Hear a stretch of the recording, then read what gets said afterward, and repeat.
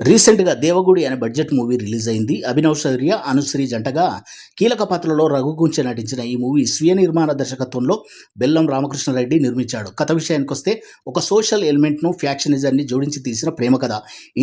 ఇంటి వారితో ఎంత స్నేహంగా ఉన్నా వారిలో దాగి ఉన్న కులపిచ్చి ఎంత పతాక స్థాయిలో ఉంటుందో తెలియజెప్పే మూవీ.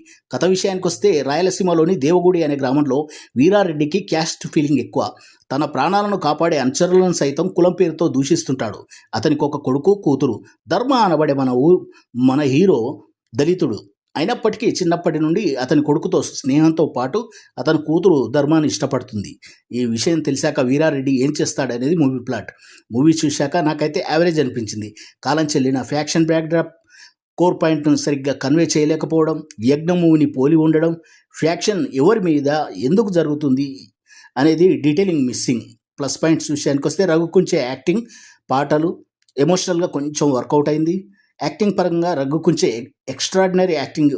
హీరో అభినవ్ శౌర్య ఫైట్స్, డాన్స్ బానే చేసినా యాక్టింగ్‌లో ఇంకా ఇంప్రూవ్‌మెంట్ కావాల్సి ఉంది. హీరోయిన్ యావరేజ్‌గా ఉంది.